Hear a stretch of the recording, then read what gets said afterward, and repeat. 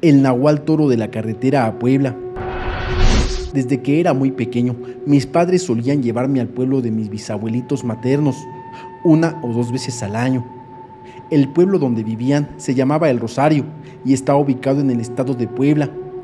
Cuando íbamos a visitarlos, siempre nos acompañaban mis abuelos, mis padres, algunos tíos y yo. Nuestros viajes siempre eran durante el día, ya que mi familia consideraba que era menos peligroso que viajar de noche. Sin embargo, en el año 2006 ocurrió algo sumamente aterrador. En ese entonces, mi familia ya había acordado visitar a mis bisabuelitos. Como de costumbre, íbamos a ir mis abuelitos, mis padres, mis tíos y yo. Sin embargo, cuando llegó el día, surgieron algunos contratiempos, por lo que mis padres y mis tíos no pudieron ir en ese momento. A pesar de eso, mis abuelitos decidieron adelantarse conmigo y dijeron que mis padres y mis tíos nos alcanzarían más tarde. Todos estuvieron de acuerdo, así que esa vez decidimos salir por la noche, alrededor de las 10. El trayecto hasta el pueblo de mis bisabuelos era de unas 4 o 5 horas, así que nos esperaba un camino un poco largo. Recuerdo que esa noche, mientras íbamos por la carretera, todo iba bastante bien. La noche estaba muy tranquila y no parecía suceder nada extraño. Con el paso de las horas me quedé dormido en el camino y solo mi abuelita se quedó despierta para hacerle compañía a mi abuelito durante todo el trayecto. El tiempo siguió pasando y unas 2 horas después de haber iniciado el viaje, me desperté de golpe porque mi abuelito frenó bruscamente. Consternado, abrí poco a poco los ojos sin saber qué estaba pasando. Estaba a punto de preguntarles qué había pasado, cuando de pronto mi abuelita me interrumpió, diciendo que no me moviera y que no hiciera ningún ruido para no llamar la atención del toro que iba pasando. Cuando miré hacia adelante, vi a un gran toro negro cruzando la carretera de un lado a otro. En ese instante sentí algo de miedo ante la presencia de aquel animal. Aún no comprendía qué pasaba en ese momento, pero recuerdo que me quedé viendo cómo el animal iba pasando. Lo aterrador fue que al estar a mitad del camino, se detuvo y volteó a vernos. La mirada de ese animal era inquietante y se percibía una vibra muy extraña. Al mirar a mis abuelitos, pude ver que estaban aterrados, como si supieran que algo malo estaba frente a nosotros. Después de unos largos y fríos segundos, el animal comenzó a caminar hacia el coche, sin apartar la mirada. Cuando estuvo muy cerca, vi cómo se levantó lentamente y adoptó una posición completamente erguida sin dejar de mirarnos. Este suceso me dejó helado, sin poder creer lo que veía. Mi abuelita cerró los ojos, se persignó y empezó a rezar en silencio, mientras el animal seguía parado en 2 patas frente a nosotros, sin apartar la mirada. No sé cuánto tiempo pasó, pero fueron los minutos más largos de mi vida. Finalmente, el ser se volteó, nos sonrió y se alejó. Lo que aún me aterra es recordar sus rasgos humanos, su sonrisa, el hecho de caminar en 2 patas y luego en 4 para desaparecer entre la maleza. Nosotros estábamos aterrorizados por lo que habíamos presenciado. Mi abuelito arrancó lo más rápido que pudo y mientras avanzábamos escuchamos un grito feo desde un cerro cercano. Al llegar a la casa de mis bisabuelitos, mis abuelos guardaron silencio. Es una experiencia que jamás olvidaré. Aunque era joven en ese entonces, la recuerdo perfectamente hasta el día de hoy. Mi primo se quitó la vida por no aguantar la brujería de su madre. Hola Pepe, quisiera compartir contigo mi historia personal sin agregar nada de fantasía. Esto me ocurrió desde que estaba pequeña hasta los 14 años en Colombia. Actualmente tengo 21 años. Crecí en una casa de 2 pisos que mis padres y mi tío construyeron. En el primer piso vivía mi tío, su familia, y en el segundo piso vivíamos mi familia y yo. Aún no había nacido cuando sucedió un trágico evento que marcó a mi familia, pero cuando crecí me contaron lo sucedido. Resulta que mi tío Rolo y su esposa Margarita tuvieron a Diego, quien se quitó la vida por amor a la misma edad que yo tengo ahora, con un disparo en la cabeza en el primer piso de su casa. Ese día todo se vistió de rojo, la cama, el suelo, el techo, todo quedó salpicado y los vecinos se despertaron por el estruendo del disparo. Mi padre ayudó a limpiar. Desde entonces nada volvió a ser igual, ya que el espíritu de Diego parecía haberse quedado en la casa. Hasta hoy en día mi tía Margarita llora al recordarlo. Margarita es una persona distinta ahora. Antes practicaba la brujería. Ella mucho a Diego, quien al parecer sufría de una depresión severa. Más tarde nacimos María, mi prima, llenando el vacío que dejó Diego, y luego llegué yo. Mi infancia fue bonita, pero se vio interrumpida por sucesos que no lograba comprender. En mis sueños veía nuestro piso lleno de ramas negras, carbón, figuras espeluznantes por el pasillo y una gran tristeza en el ambiente.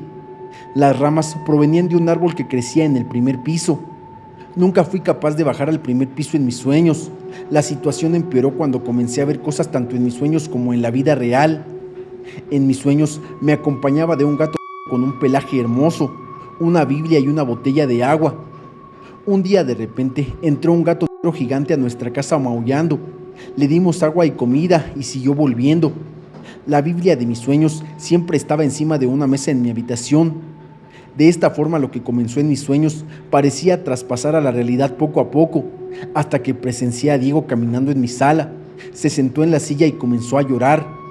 Supe que era él porque vi sus fotos y reconocí su forma de vestir. Ese día, cuando vi a Diego en medio de la oscuridad desde mi cama, el gato caminaba y maullaba en el techo. Me quedé anonadada al presenciar cosas así constantemente. En mis sueños se escapaba, pero si todo sucedía ante mis ojos, ¿a dónde podría ir? Repentinamente mi personalidad cambió. Una inmensa tristeza se apoderó de mí. Al mirarme en el espejo deseaba acabar con mi vida. Todo en mí parecía horrible. En ese entonces tenía más o menos 12 años. Por las noches sentía como si estuviera levitando lejos de la realidad, pero en la vida real sentía que me jalaban de los pies. Escuchaba llamados desde las habitaciones vacías. Cuando mis abuelitos fallecieron, los vi días después de su muerte bendiciéndome y percibí mi sombra con cuernos y brazos anchos. En mis sueños visualizaba un pozo emergiendo del segundo piso de la casa, seguido de una mujer con largo cabello pidiendo ayuda. Veía a Jesús y a los ángeles con forma de aves y otros animales, intentando acercarse a la casa, pero siempre terminaban alejándose. A pesar de todo, nunca nos faltó comida ni educación para mis 2 hermanos y para mí. Sin embargo, hasta hoy en día sigo sintiendo esas fuertes tristezas. Mi mamá sufrió mucho de depresión en aquellos días previo a casarse con mi papá, quien le causaba daño sin razón alguna. Recuerdo que la golpeaba, salía con otras mujeres y no aportaba económicamente. De mi convivencia con entidades malévolas aprendí esto. A veces no tienen una forma definida, no son visibles, son abstractos, pero pueden adoptar diferentes formas. No pueden tocarte, pero sí provocarte sensaciones, escalofríos, ilusiones, porque buscan sumergirte en emociones negativas, donde te vuelvas más vulnerable a sus manipulaciones. Hoy en día llego a la conclusión de que Margarita estaba influyendo negativamente en mi familia, pero esa misma energía negativa afectó a su hijo Diego, por lo que ella cedió un poco. Margarita estuvo enamorada de mi padre y le dolió verlo con mi mamá. Lo sé porque mi madre encontró objetos extraños, veladoras, fotos de mi papá, sustancias y otras cosas más. Quizás Diego no pudo marcharse. Posiblemente Margarita abrió la puerta a algo maligno que llegó a nuestra casa y se llevó a Diego, y esa energía llegaba al segundo piso. Hoy en día mi familia vive lejos en Medellín, mientras que yo resido en Capital Bogotá. Todo marcha bien con todos, gozamos de salud y estabilidad económica. No hemos tenido noticias de esa familia y hemos alquilado el segundo piso a un pariente. La noche que un ovni se apareció en Ciudad Pemex en Tabasco. Fue en junio de 1973. Me acuerdo muy bien, cómo olvidarlo. Tenía 20 años y me acababa de casar. Me fui a vivir a Ciudad Pemex porque conseguí trabajo en el complejo petroquímico y ganaba más o menos bien. Soñaba con ahorrar lo suficiente para comprar mi casita, pero solo dependíamos de mi sueldo en el complejo, por lo que cambiarnos de casa era impensable, ya que desde la capital hasta Ciudad Pemex me quedaba bastante lejos. La noche que ocurrió todo, hubo una gran tormenta eléctrica. Apenas iba llegando a la casa cuando se desataron ráfagas de vientos y rayos. La gente se encerró porque de verdad daba miedo ver aquello. Los relámpagos eran de colores extraños y en lo personal nunca había visto algo así. Mi esposa se asustó mucho, rezaba y encendía veladoras, pero nada calmaba aquello. Llovió desde las 8 o 9 de la noche y no paró hasta la madrugada. Para colmo, hubo un apagón que duró varias horas y alrededor de las 10 o 10:30 mi esposa quiso asomarse a la ventana y dio un fuerte grito. Me levanté y alcancé a ver que entre los relámpagos podían verse luces que se movían de un lado a otro, pero no eran aviones. Eran como bolas de luz de distintos colores que danzaban entre los rayos. Lo más extraño era que mientras caía la tormenta y se miraban estas luces, desde la base aérea militar que estaba cerca de ahí, se escuchaban como bombas. Los estrellos cimbraban la tierra, los animales de corral y los perros se asustaban. Después se dijo de que las explosiones eran artillería de la base aérea y que le disparaban a las luces. Lo siguiente que voy a contar puede sonar difícil de creer, pero es la verdad. Al día siguiente, todos los vecinos estábamos alarmados porque unos decían que en los potreros de la ranchería El Limón había aterrizado un objeto. Al principio yo no entendía qué querían decir con la palabra objeto, pero después supe que se referían a un platillo volador o un ovni como se les dicen ahora. Otro hecho muy inusual fue lo de las huellas que aparecieron en la calle Sánchez Marmol. Eran marcas como de las patas de una gallina gigante de unos 20 centímetros, con 3 dedos al frente y un espolón atrás. Eran de color amarillento y tenían una especie de baba viscosa. No venían de ninguna parte, simplemente aparecían y se metían hasta las alcantarillas, adentro de las casas, incluso en las sábanas de las camas. La gente decía que unos extraños seres con forma de insectos habían bajado de una nave metálica de color gris que había aterrizado dentro de la pista de la Fuerza Aérea en los potreros de El Limón. Había varios testigos y la gente estaba realmente asustada. Nos organizamos y fuimos a ver si era cierto. Al llegar, solo encontramos un círculo de pastizal carbonizado de unos 3 o 4 metros de diámetro y con 3 patas rodeadas que también eran circulares, pero más pequeñas. Muchos decían que había animales alrededor del sitio del aterrizaje, pero la verdad es que yo no vi ninguno. Se dijeron muchas cosas sobre ese caso, que si se trataba de marcianos, que si demonios salidos del infierno, que si los militares acordonaron el área y estuvieron asegurando la zona del supuesto aterrizaje. ¿Quién sabe?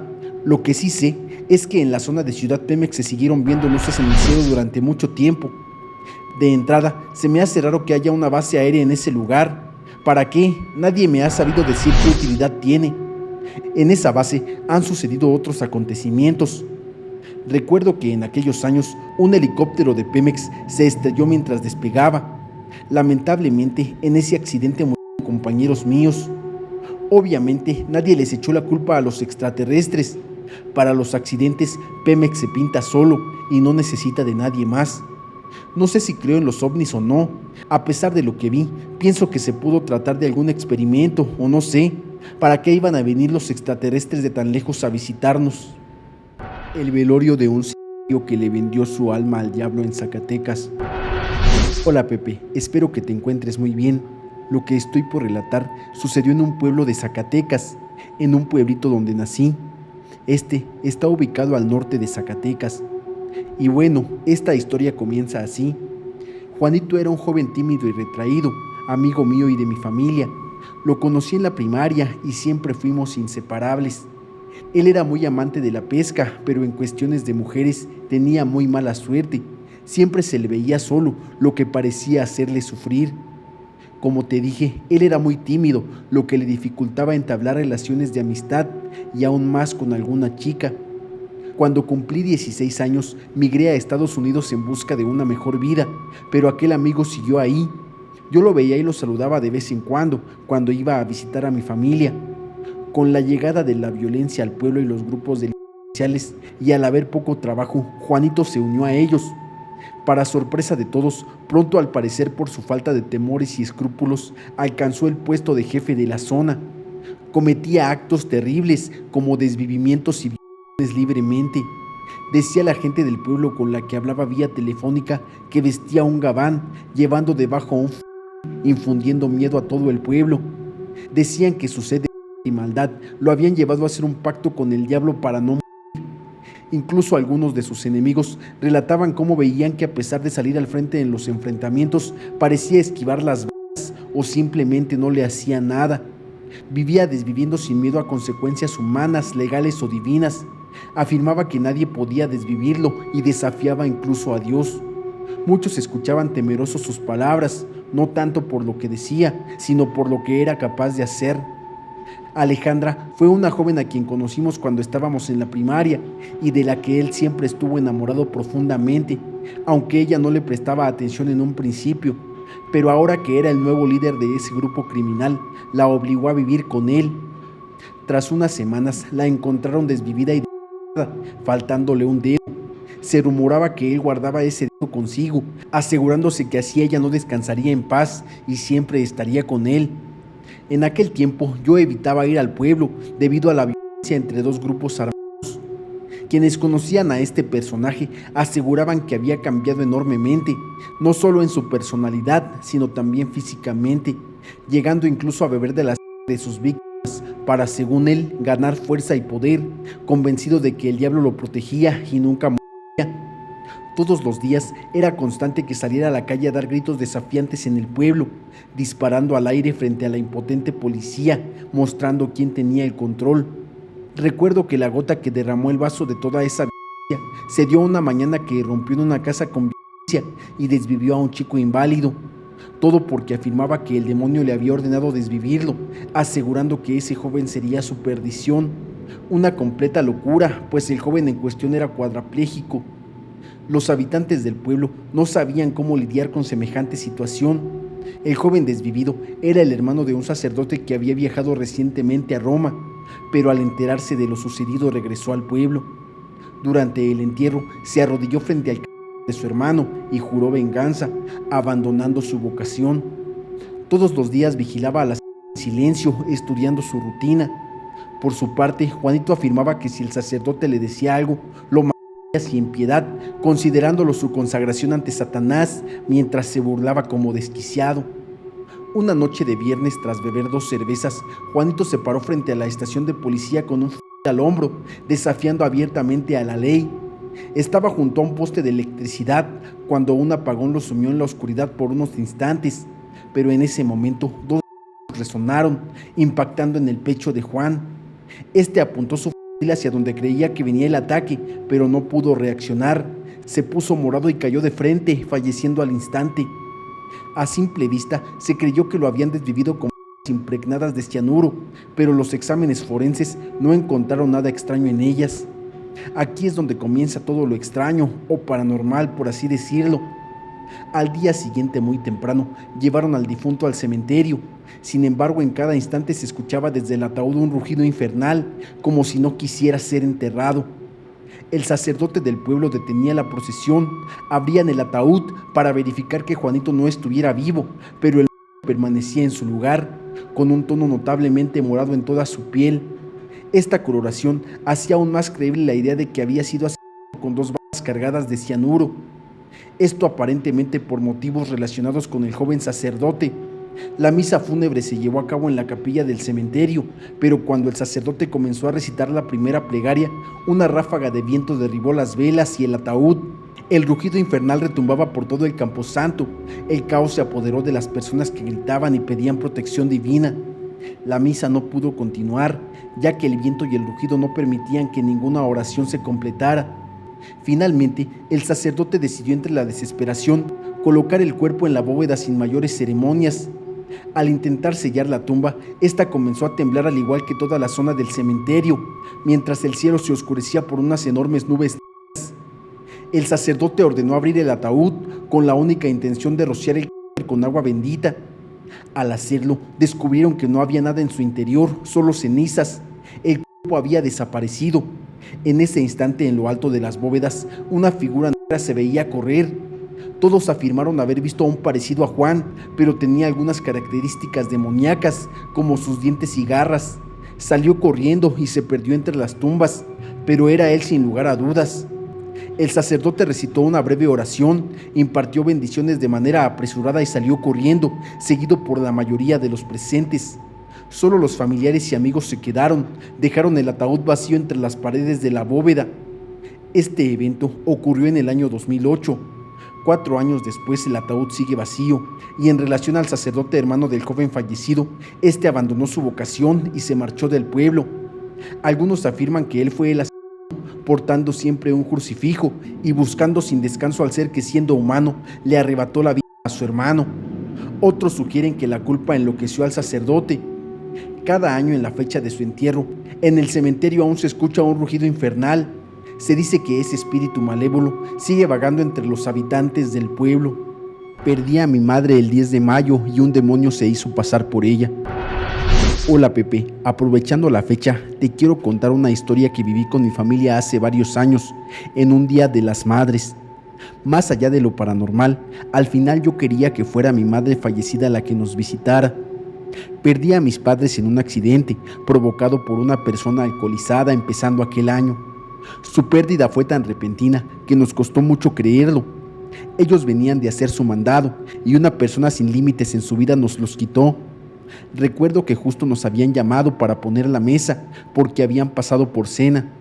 Jamás imaginamos que esos platos durarían en la mesa más de una semana. Pasó una hora desde que nos habían llamado y no llegaban. Mis hermanos y yo pensábamos que tal vez había mucha gente en aquel lugar, o que se habían entretenido con algo, o se habían encontrado a alguien, ya que mis papás tenían muchos conocidos. 3 horas después, luego de tanto intentar llamarles sin respuesta, me llamó un número desconocido para informarnos que mis padres habían tenido un accidente. En aquel momento no me dijeron que ya habían fallecido, sino hasta que llegamos al lugar. Yo tenía 19 años y ya sabía manejar. Aún así, tuvimos que esperar a mi tío, a quien le llamamos y él nos llevaría. Se suponía que debíamos ir a otro lugar, pero le rogué a mi tío que pasáramos por el lugar del accidente, porque no quería que nadie me contara nada, yo quería ver. En cuanto me bajé del auto, corrí hacia una de las ambulancias que ahí estaban estacionadas y no encontraba a ninguno de mis padres. Me acerqué a su auto y alcancé a ver a mi madre tirada sobre la calle, cubierta con una sábana. Me quedé en shock, yo no pude emitir ningún sonido, se me detuvo el tiempo al verla ahí tirada. Me tiré al suelo deseando que no fuera ella. En cuanto mi tío me vio, regresó a mis hermanos al auto y les dijo que ya no estaban ahí mis papás, que ya nos íbamos, pero yo no me quise ir. De todas formas tenía que reconocer los cuerpos y como hermana mayor tuve que ser fuerte delante de mis hermanos, pero me dolía tanto que sentía que la vida no era justa conmigo. Pasando eso, unos meses después, comencé a soñar con mi madre. Lo sentía tan real y reconfortante que decidí dormir más. Sin darme cuenta, a lo mucho estaba despierta 6 horas al día. Todos los días nos visitaba algún familiar, otros se quedaban ahí y nos ayudaban con los gastos y todo. Entonces sabían que estaba durmiendo demasiado y comenzaron a invitarme a salir para ayudarnos a dejar un poco nuestro dolor de lado. En un sueño vi a mi madre y me decía: «Hija, me estás abandonando, ya casi no me has visitado».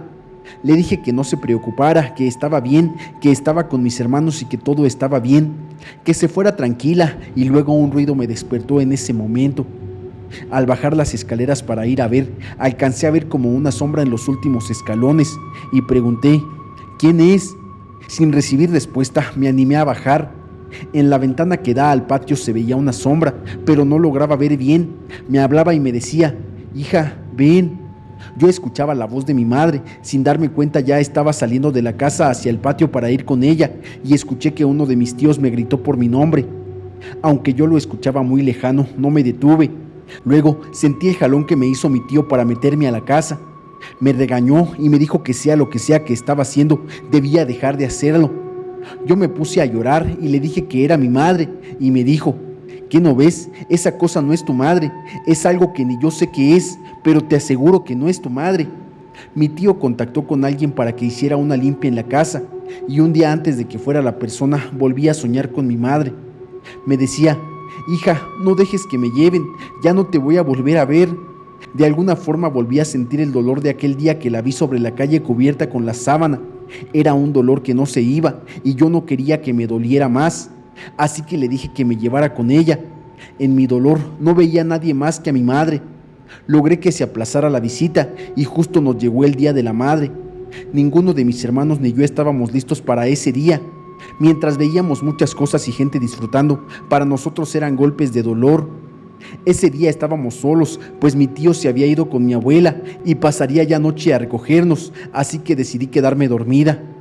En mi sueño veía a mi madre, se veía feliz y me dijo: «Hija, estoy muy contenta de que vendrás conmigo, aquí ya nada te va a doler». Por alguna razón mi tío llegó antes y cuando entró a mi cuarto yo estaba metida abajo de la cama. Dice que trataba de jalarme, pero sentía también que me jalaban del otro lado y comenzó a gritar que me despertara. Cuando logré despertarme, cuenta mi hermano que vio algo. Una sombra oscura salía de mi cuarto y de pronto escuchamos ruidos en la cocina. Se escuchaba cómo tiraban los trastes, cómo se rompían los vasos de vidrio, cómo abrían y cerraban las puertas de la alacena. Mis hermanos y yo nos quedamos en mi cuarto con mi tío y justo cuando nos estábamos animando a salir, nos cerraron la puerta con un fuerte azotón, como cuando un aire fuerte la cierra. Nos costó un poco abrirla, pero cuando pudimos, todos los ruidos se detuvieron. Era una tranquilidad tan extraña la que sentimos. Ese día nos fuimos con mi tío a su casa y no regresamos hasta que fuera la persona a hacerla limpia. Recuerdo que aquel día desperté porque la voz que me decía despierta era la de mi madre, mientras veía cómo algo me jalaba. Entonces entendí que quien me estaba llevando no era mi mamá, pero en el fondo quería que lo fuera. En el fondo sentía menos dolor cuando soñaba con lo que fuera eso, porque me hacía sentir en calma.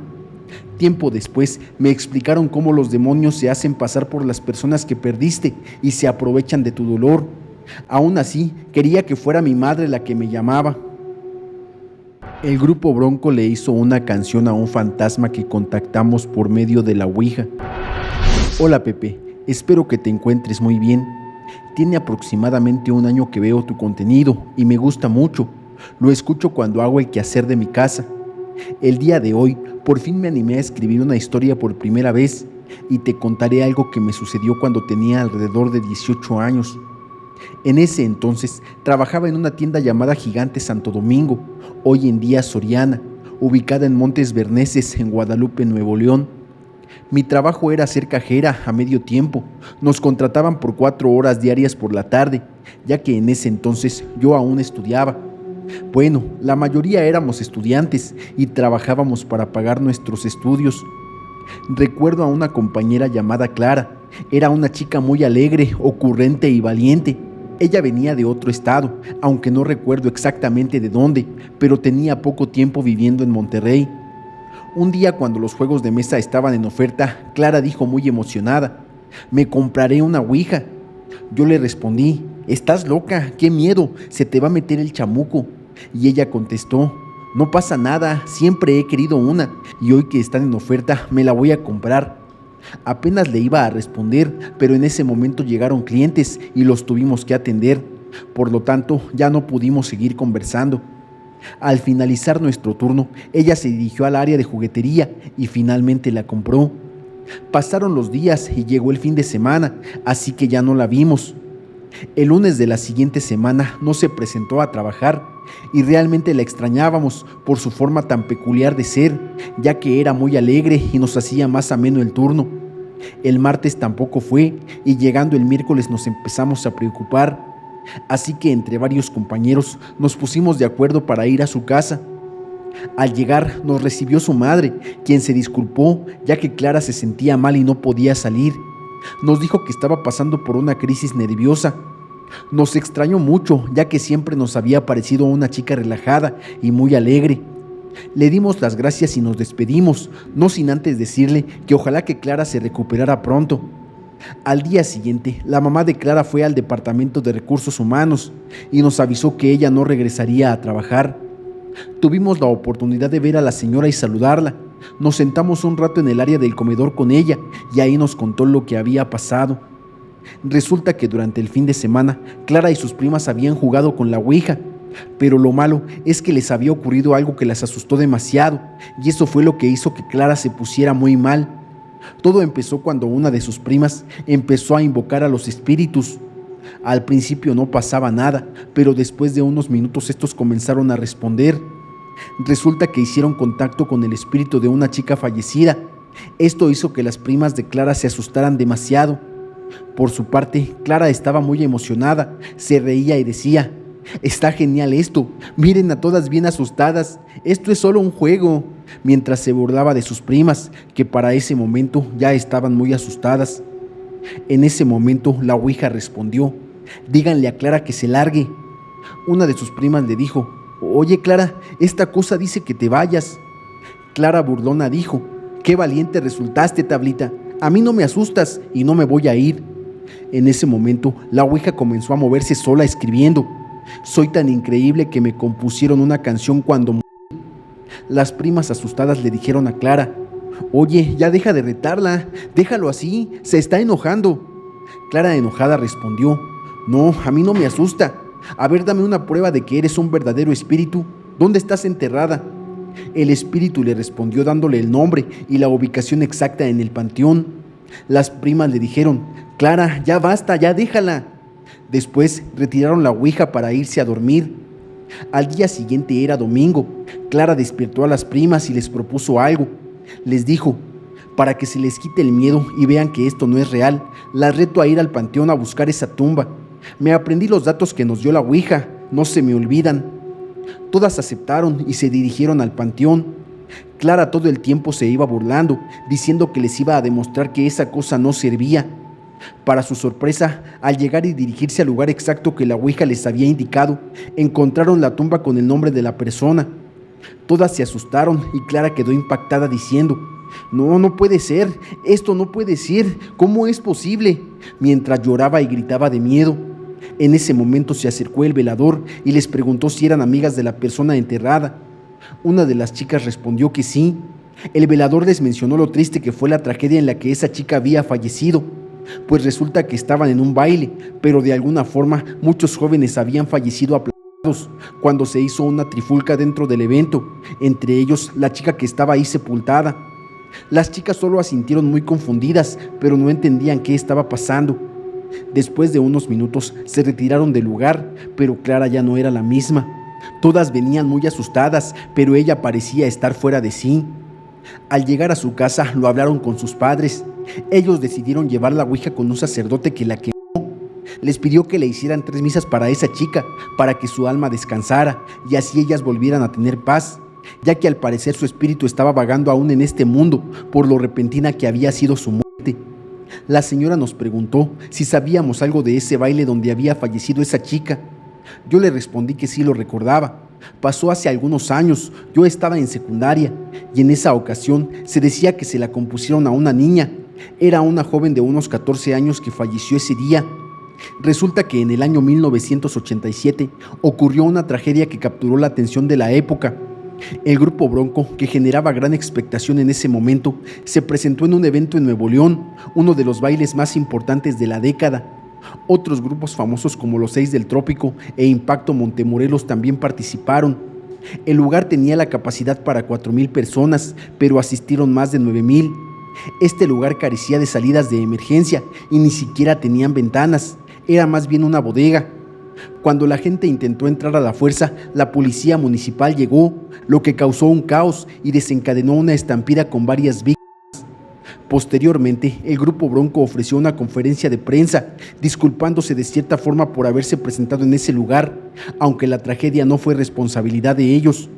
Hasta el día de hoy, no se sabe quién fue el culpable de este suceso. A raíz de esta tragedia, Bronco creó una canción importante en su carrera, Cumbia Triste, compuesta por el puño y letra de Lupe Esparza. Al escuchar esto, la señora se sorprendió demasiado, pues ahora todo tenía sentido. La señora se despidió, no volvimos a ver a Clara.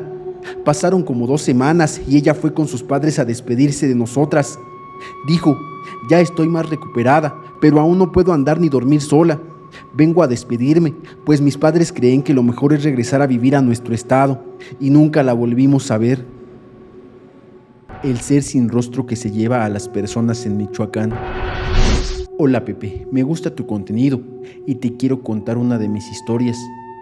Soy maestro desde hace ya 16 años más o menos y duré unos 3 meses haciendo mi pasantía o prácticas en varias comunidades.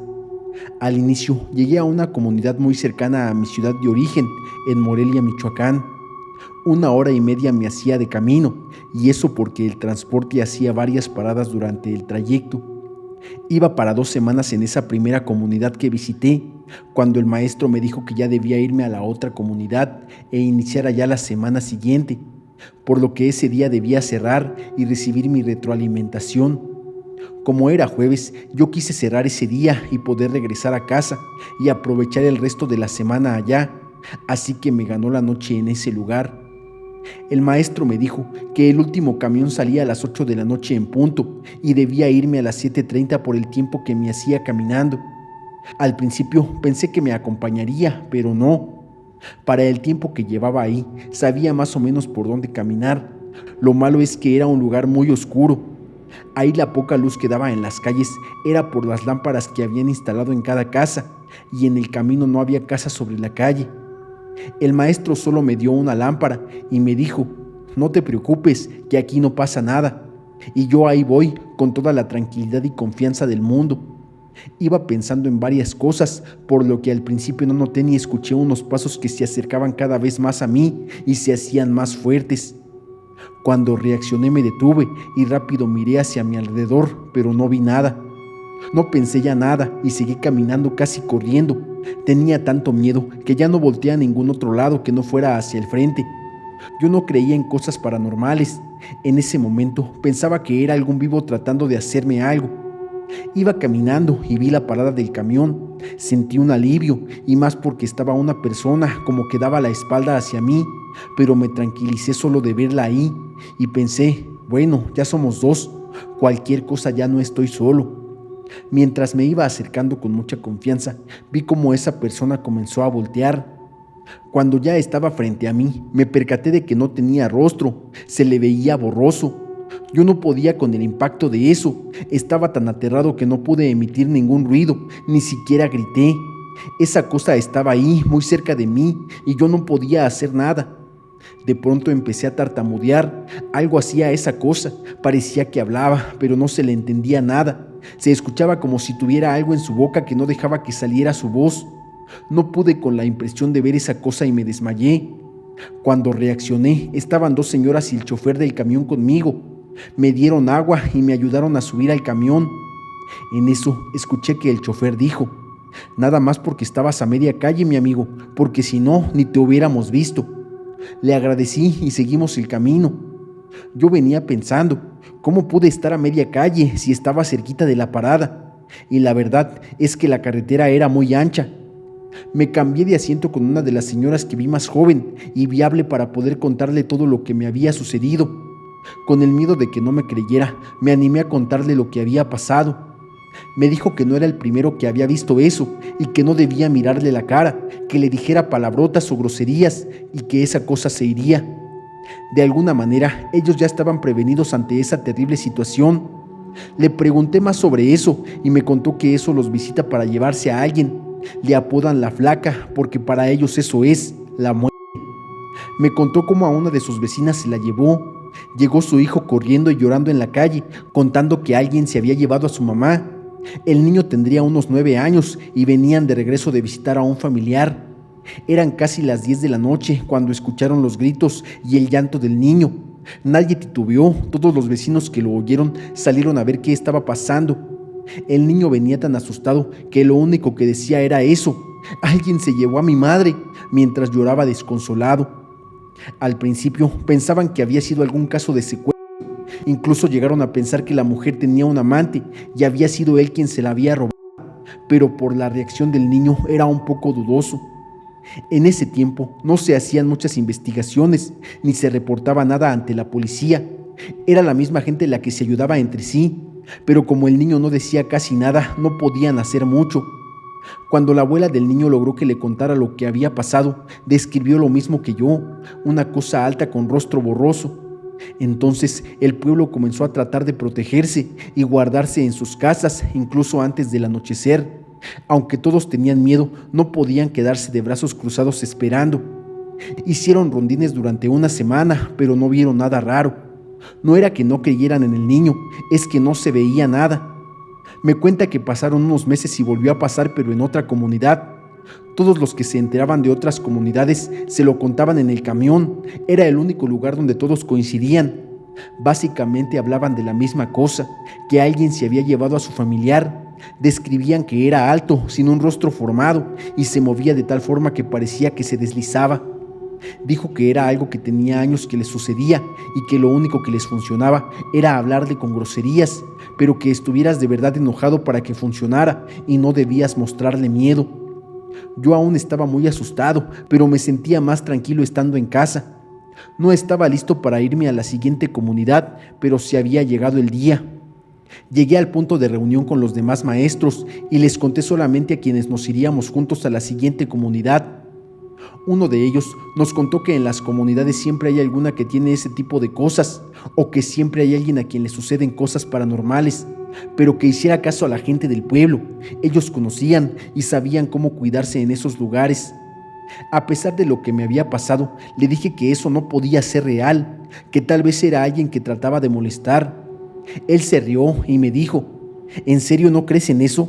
¿Lo viste y aún así no lo crees? ¿Qué podía contestar? Nunca antes me había pasado nada como eso. Pasó el tiempo y ya nada me pasó, hasta que llegamos a las últimas comunidades que nos tocaba visitar. Aunque me sentía más tranquilo, ya no me sentía seguro estando solo, así que siempre me iba con uno o dos de mis compañeros. Si mal no recuerdo, nos faltaban 2 o 3 comunidades por visitar para terminar nuestras prácticas. Llegamos a la comunidad donde la escuela estaba lejísimos, como a 10 kilómetros caminando, así que nos dieron permiso de improvisar un lugar para dormir ahí mismo. Solo estaríamos una semana, así que nos instalamos en un salón que no estaba ocupado. A unos 200 metros estaba la casa de una señora que nos ofreció el baño para bañarnos, y ahí muy amable nos invitaba a cenar para luego irnos al salón donde dormíamos. Ya estábamos en nuestra última noche, por lo que se nos fue el rato platicando con la señora y su familia. Cuando nos dimos cuenta de la hora, rápido nos despedimos para irnos, aunque de todas formas ya nos había ganado la noche. No era muy tarde, eran entre las 8 y las 9 de la noche, pero a esa hora ni de chiste te encontrabas a nadie afuera. Ahí madrugaban mucho, así que tenían que dormir temprano. La escuela no tenía barda ni nada por el estilo, eran solo 2 construcciones de 4 salones cada una. Estábamos a unos 5 metros de llegar, veníamos los 3 sin hablar y caminando rápido porque hacía mucho frío y no habíamos cargado suéter ni nada. Yo venía viendo hacia el piso, traía chanclas, no había un camino como tal y debíamos ser cuidadosos. De pronto sentí como uno de mis compañeros me jalaba del hombro. Lo volteé a ver y tenía su cara pálida del susto. Como pudo, me señaló hacia la escuela. Estaba algo parado en la primera construcción donde nos quedábamos a dormir. Era una especie de hombre con un sombrero y parecía que le brillaban los ojos. El otro de mis compañeros le comenzó a hablar. Ya sabes, la clásica de preguntar que si se le ofrecía algo, que qué quería. Obviamente no nos contestó nada. Esa cosa no se movía, parecía estar viéndonos, pero de pronto comenzó a caminar hacia nosotros. Daba unos pasos enormes. Nos echamos a correr hacia la casa de la señora. Se me hacía eterno el camino, a pesar de que íbamos corriendo. Mi compañero, el que estaba más asustado, corría con la mirada perdida. Lo tuvimos que jalar porque corría hacia otro lado. Empezamos a gritar que nos ayudaran para que nos abrieran, y justo cuando volteé, esa cosa estaba a 2 metros o menos de mí. No parecía que corriera, y me acordé de lo que dijo la señora aquella vez. Le comencé a gritar de groserías y sepa qué tanta cosa. Jamás dejé de correr. La señora nos abrió y nos dejó entrar. Se puso a hacer no sé qué tantas cosas y nos dijo que cuidáramos al compañero que se había desmayado.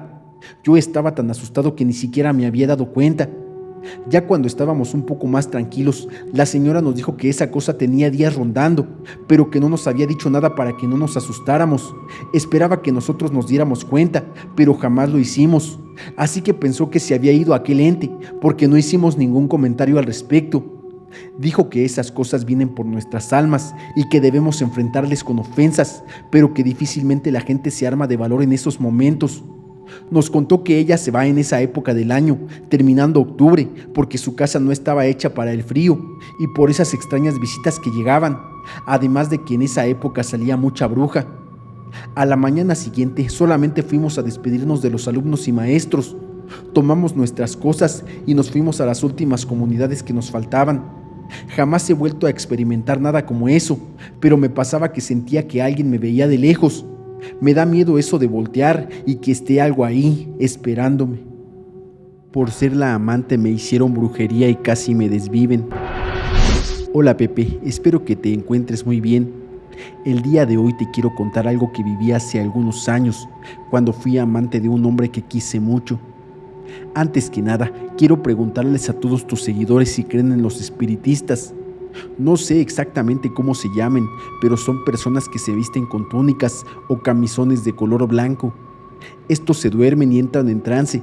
Creo que un espíritu entra en ellos y luego proceden a limpiar o a curar personas. Esto con ramas aromáticas, limones, huevos y lociones. Tengo una anécdota que viví hace 34 años y nunca la he contado abiertamente, ya que en ese entonces era un adolescente sin una religión en particular. Solo creía en Dios y estos actos me atemorizaban. Para ser precisa, todo ocurrió en los años 80 y 90. En ese entonces me enamoré de un hombre prohibido. Yo tenía 16 años y él tenía 26 y aparte era casado. Fue mi gran amor, el único hombre a quien amé en este mundo. Incluso tuve un hijo con él. Tuvimos una relación de casi 5 años y cuando cumplí 21 me embaracé de él. Estando a punto de dar a luz, el amor de mi vida me visitó en la madrugada. Mis hermanos no lo aceptaban, así que tuve que salir a verlo en su camioneta para que nadie se diera cuenta. Él tenía un camper con asientos traseros, estaba un poco ebrio y estaba pasando por problemas emocionales y éticos. Se puso a llorar de impotencia por no poder estar conmigo, afirmando que yo era el amor de su vida. Me prometió que pronto viviríamos juntos, se recostó en mis piernas y en ese momento vi a lo lejos a una mujer caminando hacia nosotros, desde el puente sobre la carretera de mi pueblo. En broma le dije: cálmate y enderézate, que ahí viene tu esposa. Él solo me respondió: dile que no estoy aquí. La verdad es que yo solo se lo había dicho de broma, porque no conocía a su mujer, pero resulta que sí era ella. Yo ya tenía como 5 años de relación con él y nunca quise saber de ella, porque sabía que esto no era bueno ni estaba bien. Pero bueno, se subió a la camioneta y quiso golpearme. Obviamente no me dejé. En medio de todo el relajo, él salió corriendo por unas llantas que rodaron de arriba de la camioneta para evitar un accidente en la carretera. Regresó rápidamente y la bajó. Ella solo me jaló mi trenza de cabello. Yo la vi en su cara, cuello y brazos. Como pude me defendí y como pudo él nos separó y me dijo: Sofi, ya vete a tu casa. Y eso hice. Para ese momento ya eran las 6 de la mañana. Mi madre ya estaba moliendo masa en su molino y cuando me vio me preguntó: ¿y tú, de dónde vienes? ¿Por qué traes sangre en tu vestido? Mientras señalaba mi bata de dormir. Yo no pude contestar, no sabía por ningún lado. Supongo que era de los rasguños que le hice. Bueno, esto se los cuento por lo que vino después. Al otro día me sentí mal. Recuerdo que era un lunes 6 de agosto. Mi madre me llevó al doctor y quedé internada porque se me rompió la fuente y no podía nacer mi bebé. Pasé todo ese día ahí en el hospital y al día siguiente me tuvieron que hacer cesárea. Todo pasó muy rápido. Yo me preparé con ropa para mi bebé y tenía suficiente dinero para unos 3 meses sin trabajar, ya que mis planes eran seguir mis estudios. Desgraciadamente, cuando tuve a mi hijo, todo se complicó, desde la operación en el quirófano. Mi niño nació bien, pero yo estaba en estado crítico. Él nació a las 7:10 de la mañana, pero yo no reaccionaba ni volvía de la anestesia. Fue hasta la medianoche del día 8 de agosto que por fin reaccioné. Durante el tiempo que estuve inconsciente, yo recuerdo que todo el tiempo veía la sombra de una mujer parada al lado del doctor cuando mi bebé nació. Yo sentía que eran dos, una niña y un niño. Incluso pude ver cómo esa mujer se llevó a la niña. Cuando desperté, le conté todo al doctor, pero él me dijo que solo había tenido al niño y que quizá lo que vi fue por el efecto de la anestesia. Yo ya no dije nada, pero después de varias horas pude ver a mi niño y todo parecía estar normal. Me dieron de alta el 10 de agosto y llegué a la casa de mi madre muy débil, pero recuerdo que llegué caminando. Para mi sorpresa, desde ese día ya no pude caminar ni moverme. Necesitaba la ayuda de unas 4 personas para sostenerme, y lo peor era que en 3 días tenía que ir de regreso al hospital a que me quitaran los puntos. Los días pasaron y todo empeoró en mi vida. El dinero se fue en esa primera semana y todavía tenía una deuda con el hospital. El padre de mi hijo todavía no se aparecía. Supuse que no vendría nunca más después del incidente con su esposa. Pasaron los días y finalmente reapareció, pero solo para decirme que no tenía intención de estar conmigo. Para ese momento ya había pasado un mes y yo seguía sin poder levantarme. Me dolía todo el cuerpo, pero en especial los pies. Mi madre se enteró de una organización de espiritistas y viendo que nada me sanaba, decidió llevarme sin decírmelo. Doblada como podía fui llevada, ya que estaba bajo el cuidado de mi madre, y a pesar de que yo no creía en eso, no podía negarme a nada. Al llegar al lugar, mi primer instinto fue correr, pero obviamente no podía. Entramos, yo estaba llorando, mi madre pagó y nos dieron un número de consulta para esperar. Después de un rato me tocó mi turno y entré. De verdad era una cosa espantosa, el olor, las luces, las imágenes. También había personas que parecían estar enfermas, temblaban de frío, algunos estaban dormidos de pie. Yo los veía muy débiles y pensaba que en cualquier momento podían caerse. A mí me sentaron en una silla, me tocaron la cabeza y comenzaron a orar. Yo estaba muy asustada y mi madre me dijo: no tengas miedo, no veas si no quieres, cierra los ojos, y así lo hice. La persona que iba a curarme me hizo pararme y ahí toda débil a como pude lo hice. En ese momento comenzó a darme besos por todo mi cuerpo, no dejó ni un espacio sin tocar con esas ramas mojadas y olorosas. Yo solo esperaba que mi madre me dijera: vámonos, hija. De repente mi madre me tomó de la mano y me dijo que ya habían terminado, pero yo no abrí los ojos hasta que estábamos afuera. En ese momento vomité. Yo digo que fue por el olor, pero mi madre me dijo que no había sido por eso, sino porque la limpia estaba haciendo efecto. Ese ritual se repitió cada semana. Yo no podía ni cargar a mi niño, no tenía dinero y mi madre gastando en tonterías pensaba, ya que yo no creía en eso. Pasaron casi 5 meses y nada parecía mejorar. Mis puntos se infectaron de la nada, me sentía débil y aunque sí podía comer, no lo disfrutaba. Mi ex cada que podía pasaba a mi casa a escondidas, ya que mis hermanos lo habían amenazado, pero él dejaba leche, pañales y comida, pero yo ni siquiera lo podía ver. Para ese punto, mi madre ya estaba muy cansada y triste, porque nada parecía hacerme sentir mejor. Un día la vi muy contenta y me dijo: hoy iremos al templo. Así llamaba a ese lugar al que íbamos semanalmente desde hacía 5 meses. Para ese momento ya estábamos en 1991. Ella me dijo llorando: ahora sí te van a sanar, pero necesito que creas en lo que te están haciendo. Por eso no funciona. Harás todo lo que te digan, Sofía. Entiende, debes desearlo por tu hijo. Yo estaba dispuesta a seguir sus instrucciones. Ya no tenía nada que perder más que a mi hijo, pero no lo dejaría solo. Así que le dije: sí, madre, así lo haré. Te prometo que seré fuerte. Esa tarde fuimos a ese lugar nuevamente, pero antes me pasaron con una persona que me dijo muchas cosas. Me dijeron que la esposa de mi ex era la que me estaba causando daño y deseaba mi muerte. En mi mente yo ya lo imaginaba, pero no lo podía creer. Luego me dijeron: te vamos a operar ahora nosotros, pero necesitamos que tengas fe. De lo contrario, nada de este mundo podrá ayudarte. Yo acepté, pero la verdad en el fondo aún dudaba un poco. Estas operaciones eran de alguna manera imaginarias, por así decirlo, ya que no ocupaban ningún instrumento médico, pero yo podía sentir como una mano removía cosas dentro de mí. Al final me informaron que la operación espiritual había salido bien, pero que esa noche un espíritu iría a visitarme y sacaría a ese animal que me habían mandado para hacerme mal. Pero para eso teníamos que realizar un ritual.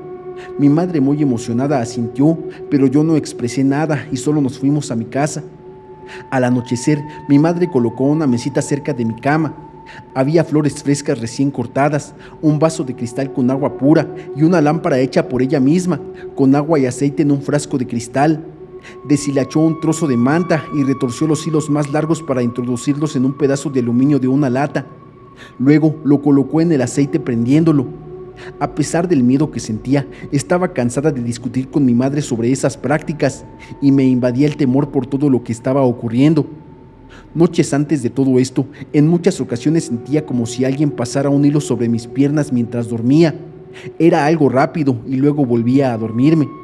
Sin embargo, esa noche me acosté temprano y experimenté lo mismo. Al sentirlo, con el poco movimiento que tenía, levanté la cabeza y vi algo deslizándose por el borde de mi cama. Grité y tanto mi madre como mis hermanos acudieron. Les dije que había una víbora, pero al revisar debajo del colchón descubrimos un 100 pies gigante y de color claro, distinto a los que habíamos visto antes, ya que este medía casi 1 metro, era enorme, algo irreal. Yo estaba llorando y tenía mucho miedo, ya que ese animal lo sentía desde hacía muchos meses. Aparte, mi bebé dormía conmigo. Esa noche hasta que lo quedé en paz, pero no pude dormir. Ya por la mañana, como a las 8 de la mañana, acosté a mi bebé a mi lado como siempre, pero como a las 9 de la mañana me di la vuelta sin abrir los ojos para abrazar a mi bebé antes de que llorara, ya que esa era su hora de comer. Sin embargo, no lo sentí. Abrí los ojos y me di cuenta de que yo estaba atravesada en la cama y mi niño estaba en su lugar. ¿Cómo demonios había pasado eso?, pensé. Anteriormente yo no podía moverme en las noches cuando dormía. El dolor era insoportable y me despertaba cuando me acomodaba. Esa mañana me levanté y le grité a mi madre. Cuando ella llegó, yo ya le estaba dando de comer a mi niño y ella me dijo: ¿qué te pasó? Me quité al niño, me levanté y caminé hacia la ventana. Mi madre no entendía qué estaba pasando y me preguntó: Sofía, ¿qué te pasa? Yo le contesté: Ma, ¿no me miras? Estoy caminando. Le platiqué lo que había sucedido y cómo me di cuenta de que ya no me dolían los pies. Mi madre estaba feliz gritando que ya me había curado y que los espiritistas se habían venido por la madrugada. Ese día por la tarde regresamos al templo para agradecerles a esas personas. Sin embargo, me dijeron que el mal se le pasaría a la persona que me había hecho el daño. Y así fue. En menos de un año le quitaron un pecho a la esposa de mi ex y le detectaron cáncer. Yo no pedí que estuviera mal, pero me dijeron que eso era lo que me iba a pasar a mí. Yo sé que son cosas increíbles, incluso aún me cuesta creerlo, por eso no me gusta contarlo, pero la brujería de verdad existe. Del padre de mi hijo hasta la fecha tenemos contacto, pero cada quien siguió con su vida. La mujer que me hizo el mal falleció a los pocos meses que le detectaron el cáncer. Yo por mi parte sé que no hice bien y jamás volví a meterme con ningún hombre prohibido. Esto fue lo que pasé cuando estuve en coma. Siempre me preguntaba qué había más allá de la muerte. A menudo pensaba que era uno de los tantos misterios que nos envolvía y que solo encontraríamos aquella respuesta el día de nuestra partida. Solo así se acabaría el misterio y tantas dudas. Mi nombre es Eric y estuve muerto clínicamente. Esta es mi historia. Mi familia es muy unida y soy el único varón de 3 hermanas, así que no sabía lo que era tener un hermano, hasta que una vez llegó a nuestro barrio una familia que ocupó la casa de al lado, la cual estaba en venta. Fue ahí donde conocí a David, un niño de 7 años. De hecho, teníamos la misma edad en ese entonces. Debo decir que al principio no me cayó para nada bien, pero por cosas del destino eso cambió, y más que amigos nos convertimos en hermanos. Aunque no era uno de sangre, David era un hermano de corazón. Se convirtió en un hijo más para mis padres y un miembro adicional de la familia. A medida que crecíamos, nos enfrentamos a los retos que nos ofrecía la vida: amores, desamores, borracheras y unas que otras peleas. Fuimos al mismo instituto. Yo era el más estudioso y David era el alma de la fiesta, siempre dispuesto a hacernos reír. En verdad, no había un solo día en el que no me aburriera de él. Nos convertimos en adultos y fuimos a la universidad. Yo entré a estudiar Derecho y David Medicina. ¿Quién diría que el alumno menos aplicado del instituto querría ser doctor? Fue una sorpresa para toda la familia, pero no para mí, ya que sabía que ese era su sueño. Durante mi tiempo en la universidad conocí a Jazmín, una mujer muy bella que me flechó a primera vista. Mi amigo me ayudó mucho, ya que yo era tímido y él era más extrovertido.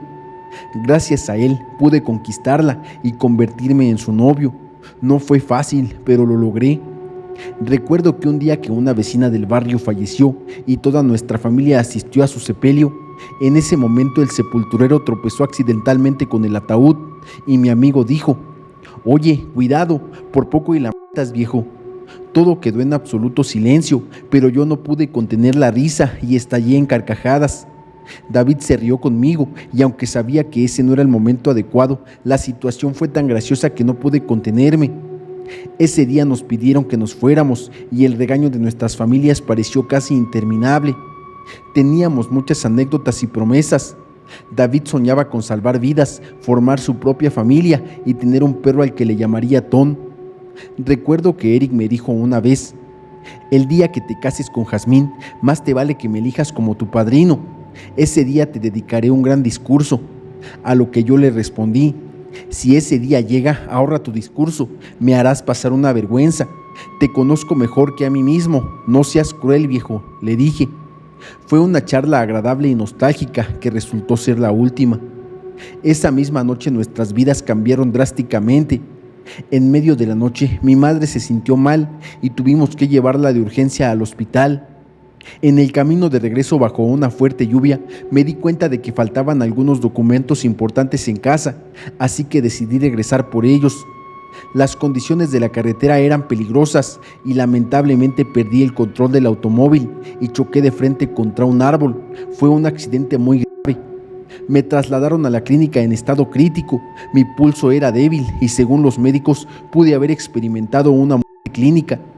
Viendo mi vida entera pasar frente a mis ojos como si fuera una película en primera persona. Todo fue muy rápido y después de eso sentí una tranquilidad y paz inexplicables. Me encontraba en un lugar maravilloso del que no puedo describir con precisión, pero me sentía tan reconfortado. Jamás había experimentado tanta serenidad y calma, hasta que de repente algo me trajo de vuelta y me vi en el hospital, observando cómo los doctores intentaban reanimarme. Aún así lograron revivirme, caí en coma. Solo un milagro podría salvarlo, no podemos hacer más, decía el doctor. Vi a mi familia y a mi novia destruidos. Mi madre se desmayó de la impresión y ahí estaba mi amigo David. No lo vi derramar una sola lágrima, solo lo vi ausente y pensativo. «Hey viejo, aquí estoy», le decía yo, aunque por más que gritaba, nadie me escuchaba. Mi familia entraba a verme y me hablaban, pero David no se atrevía a entrar. Conforme pasaban los días y las semanas, mi amigo no quería pasar a verme, simplemente se mantenía afuera. Yo le decía: «Escucha David, si llego a volver te juro que te mataré. ¡Qué cobarde! ¿Por qué no quieres estar conmigo?». Finalmente tuvo el valor de entrar y dijo: «Eric, aquí estoy, hermano. Tienes que regresar. Tengo miedo, ¿sabes? Tengo miedo de que no abras tus ojos y no te vuelva a ver. No quería entrar a verte porque me parte el alma verte así. Escucha, eres mi familia, crecimos juntos. No te atrevas a irte porque te juro que jamás te lo perdonaré. Escucha, abre los malditos ojos, Eric. Deja de bromear, maldita sea. Esto ya no es gracioso». «Joven, por favor cálmese», dijo una enfermera. Por primera vez vi a mi amigo llorar desconsoladamente mientras golpeaba las paredes. Vi sus enormes ojeras, vi su dolor y lo abracé. Sé que no podía verme, pero era doloroso ver a mi familia y a mi gran amigo sufrir. Pasaron los meses y David me visitaba a diario. Me contaba sus anécdotas. El muy maldito me traía flores como si fuera una damisela y me las ponía en las orejas para tomarme fotos.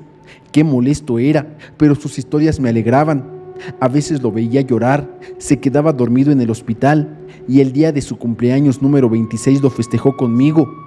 Fue al hospital y se quedó toda la noche mientras me decía: «Siempre festejamos mi cumpleaños, Eric, y esta no será la excepción. Más te vale darme un buen regalo cuando despiertes, canijo». Los días pasaron y Eric no volvió al hospital. De seguro está en exámenes en la universidad, pensaba. Ya me quería ir de ahí, sentía el momento de marcharme y frente a mí vi el popular túnel de luz. Vi mi cuerpo y me despedí de él. Me adentré al túnel y cada vez sentía mucha paz. A punto de pasar al otro lado algo me jaló. No te vayas». «David, ¿qué haces aquí? No me digas que estás muerto». No estoy muerto, es mi conciencia quien te habla. Dame un abrazo, viejo, te extrañé tanto». «No lo puedo creer que estés aquí. Tenía que venir yo a buscarte. No te vayas. Vuelve con nosotros, por favor. Jazmín y tu familia te extrañan. Vamos de regreso, viejo. Aún no es tu hora». David me abrazó fuerte y mientras me incorporaba a mi cuerpo vi la sonrisa de mi gran amigo. «Hey, más te vale que despiertes. No tengo dinero para comprar ropa de luto y odio el café. Te espero de vuelta, mi gran hermano». Eso me dijo y finalizó. Cuando desperté, vi a mi novia dormida y toqué su cabello. Ella se despertó y con sorpresa me tocó. «Hola, cariño, ¿ya despertaste?», me dijo. Jazmín salió buscando a los doctores y con asombro empezaron a revisarme. Los médicos no podían creer que yo despertara, ya que mis posibilidades eran mínimas. Mi familia estuvo contenta al verme. Yo empecé a gritar: «¿Dónde está David? Llámenlo y díganle que ya desperté». Mi familia guardó silencio. Mis hermanas empezaron a llorar. «¿Qué pasa? Si no me lo dicen, juro que me iré de aquí yo mismo a buscarlo». Hace días David tuvo un accidente. Manejaba borracho. Lamentablemente no sobrevivió. Lo siento, hijo. David se nos fue. Ahí comprendí que mi amigo no venía a visitarme porque ya estaba muerto. Mi corazón se hizo pedazos, lloré a mi amigo como nunca antes. Aún así viniste por mí e impediste que me fuera al otro lado. Me dijiste que estabas vivo y que me estabas esperando. Me engañaste para que regresara. Le reprochaba ahí en la cama del hospital. Fue muy duro porque no pude despedir a mi amigo como debía. Sus padres me comentaron que en su último suspiro mencionó mi nombre. Ahora fue él quien me dejó atrás. Sus sueños y metas se fueron con él. Con el tiempo me casé con Jazmín en una gran boda y esa misma noche tuve un sueño del que no quería despertar. Me vi nuevamente en el altar con Jazmín y a mi lado estaba David, muy reluciente y feliz. Dije que sería tu padrino de bodas, ¿recuerdas? Es un gusto acompañar a mi amigo en su momento más importante. Abracé a David fuertemente y lloré mientras le decía: te extraño, viejo, es difícil no contar con mi amigo. Lamentablemente, esto es solo un sueño. Él me dijo: siempre estaré contigo y estoy feliz donde me encuentro. Y esto no es un sueño, vine a verte y aquí estoy. David me abrazó y me dijo que me cuidara y que cuidara de la bebé que tendría con Jazmín. Lentamente mi amigo se desvanecía con una gran sonrisa. Desperté de aquel sueño y lloré de alegría. Mi amigo cumplió su promesa. Hoy sigo casado y tengo a una linda niña de 9 años. Se me ocurrió mostrarle el álbum familiar y antes de señalarle quién fue mi amigo y mi hermano, mi hija me dijo: papi, este es mi tío David. A veces me visita y me hace reír con sus chistes. Siempre me dice que me porte bien y que te haga caso. Me dijo que eres su hermano y eres muy valioso para él. Quedé sorprendido. Nunca le mencioné el nombre de mi amigo a mi hija, ni siquiera le había mostrado una fotografía suya. David, estés donde estés, gracias amigo. Algún día nos reuniremos nuevamente. Por el momento tengo una misión aquí: darle un hogar a mi hija. El ser que se arrastra en Durango. Hola Pepe, espero que te encuentres muy bien. Esto que estoy por relatar me sucedió cuando era niño, en un rancho cerca de la Sierra Madre Occidental. Algunas partes las escribí en primera persona para que comprendas el miedo que sentí en esos momentos. Corría el año 1975. Me levanto muy temprano, a las 5:30 de la mañana, para acompañar a mi abuela al molino. La mañana era fría, con un par de grados bajo cero. El viento era tan helado que literalmente quemaba la piel. Caminaba junto a mi abuela en dirección al molino, completamente aflojerado y enojado por haber madrugado tanto.